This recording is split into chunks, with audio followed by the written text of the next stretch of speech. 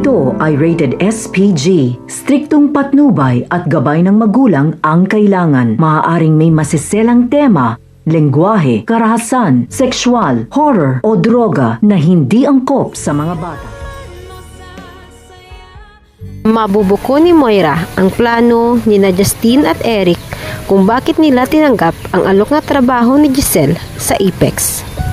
Makakahanap ng kakampi si Moira para pabagsakin si Giselle dahil nahahalata nito na iba ang plano ng mag-amang Eric at Justin sa pagpasok sa hospital. Kaya pilit nitong kinausap at pinaamin si Justin at pinaintindi na hindi siya kalaban at magiging kakampi pa siya ng mag-ama kung tama ang kanyang hinala na paghihiganti lamang kay Giselle ang kanilang dahilan kung bakit sila narito sa Apex.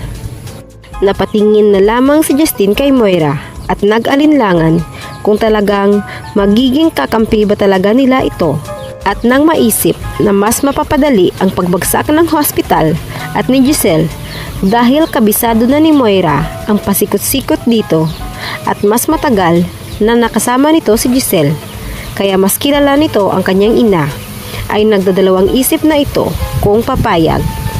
Ngunit nang maalala ang hindi magandang pagkikita nila ni Zoe at ipinamuka sa kanya na hindi siya nararapat sa Apex at ito lamang ang nag-iisang may karapatan, ay napatiimbagang siya at tinalikuran si Moira.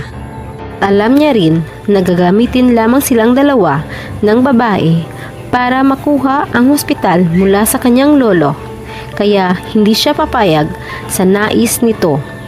Ang gusto lamang nilang mag-ama ay makitang lugmok si Giselle, ngunit hindi niya kayang makita na nagwagi si Moira at ginamit lamang sila. Samantala, nahahalata ni Annalyn na iba ang pakikitungo ni Justin kapag silang dalawa lamang ang magkausap. Ngunit nagbabago pagdating sa kanyang inang si Giselle. Parang pinapamukha nito na pinaparusahan nito ang ina na kahit magkakalapit lamang sila ay pinaparamdam nito na malayong malayo na mapatawad niya ang ina. Kaya sinubukang kausapin ni Annalyn si Justin. Ngunit pinagsabihan lamang siya ng babae na huwag makialam sa kanilang mag-ina. Sa kabilang banda, maglalaho na ang plano ni Moira na magsanib pwersa sila ni Eric para sa pagpapabagsak ng mga tanyag dahil ilalaglag na siya ng kanyang kaibigang si Neresa.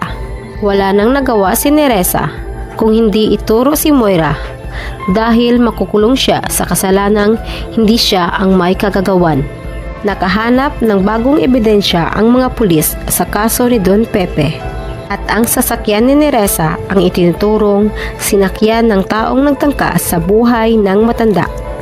Kaya napilitan ang babae na ituro na si Moira ang gumamit ng kanyang sasakyan sa mga oras na nawawala si Don Pepe. Kaya bigo ang tangkang paglaso ni Moira sa mag-amang Eric at Justin dahil matutuloy na ang kanyang pagtira sa kulungan sapagkat madidiin na siya sa kaso ni Don Pepe. Mabubuking na kaya ni Annalyn ang totoong plano ni Justin laban sa kanyang tita Giselle? At ito na kaya ang simula ng labanan ni na Annalyn at Justin? Atin lamang aabangan dito lamang sa Abot Kamay na Pangarap.